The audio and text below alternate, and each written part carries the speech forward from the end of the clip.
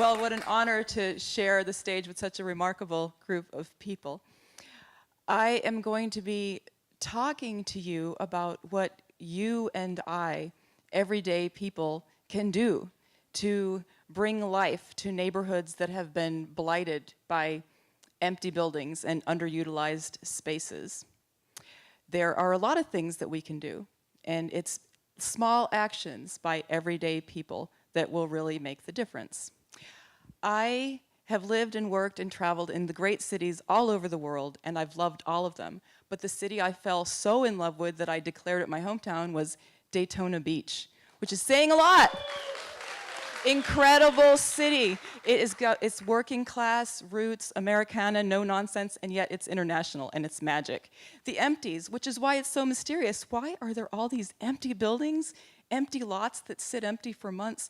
I was hooked on curiosity, like why, so close to the Atlantic Ocean, is there all this emptiness? And I became obsessed. Now, there are forces beyond our control. There's policies, unintended consequences of policy. There's booms and busts of the economy. There's just investors that want to recoup their dollar, so they don't want to lower the price by $1. All these things are forces beyond our control, but this talk is about forces in our control. Cities elsewhere are actually imposing taxes on vacant buildings.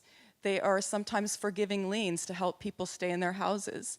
They are selling buildings at an ultra-low price to people who promise to fix them up and make them useful. What they all have in common, these things, is there is a decision that empty is unacceptable. Anything is better than empty, any productive use. Nature doesn't do empty. Every cubic inch is teeming with life. And we human beings are part of nature, and we forget that at our peril. So we have to start with love. You love your neighborhood. So you make a little free library for the neighborhood. You have a potluck. You turn your house and yard into a jewel of the community. You just go out and say hi to people. You sit on your porch.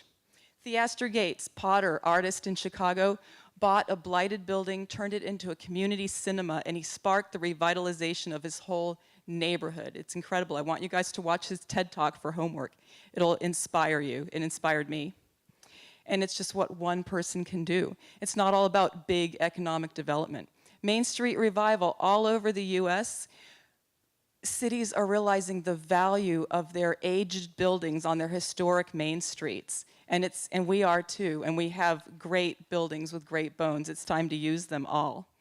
Acres of parking, unfortunately, the automobile takes up a lot of space. And unfortunately, that space sits empty most of the time. When parking lots are not being used, maybe citizens should be able to use them for informal purposes, swap meets, art shows, speakers' corners, makers' fairs. Now, which came first? Not enough businesses to attract residents, or not enough residents to attract businesses? Neither came first. Don't do the chicken and egg thing. Whichever you care about, go to it. If you care about business, approach it from that end. If you care about residences, approach it from that end. Speaking of chickens, people love backyard chickens. More and more city folk like me, we want to have chickens. So cities that support community gardens, cities that allow backyard chickens are attracting desirable residents in droves. Cities that allow an informal economy to flourish are attracting desirable residents and businesses in droves. Just allow people to sell stuff. Lower the barriers to economic activity and community vitality.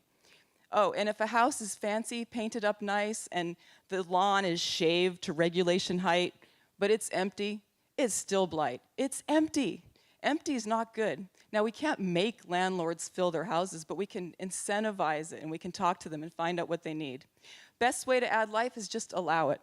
There's a picture of what we'd call a weed. It's a highly nutritious, delicious plant, grew without any help from us. We just got out of its way and let it grow.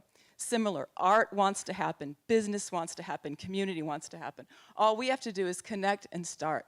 Talk with our neighbors. Get on nextdoor.com. It's a platform for neighbors to connect online. It's one thing. Or just get out and smile at your neighbors. Talk to them about something that interests you, and you will quickly recruit allies. And we got to remember our roots. No matter how we expand and develop, we have to remember that our roots are gold. Daytona Beach has fantastic roots, and we have nothing to be ashamed of. Oh, and by the way, me and my neighbors, get with your neighbors, have a cleanup day, have a work day. This talk is inspired by design principles of permaculture, nature-based design principles. It's also inspired by principles of how human consciousness operates. I highly recommend you study those subjects, and you can solve just about any problem.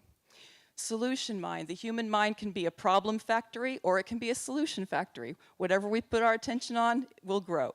So when you got a problem, focus more on creating the solution than on dwelling on the obstacles. Focus more on your common ground with people than on the differences. And if you see stuff you don't like, focus more on what you want to create than what you don't like. And if you want help and need direction, you can always call me. I'm Jenny Nazak. I get up early. I stay up late. I have never met a problem that we can't solve. Thank you.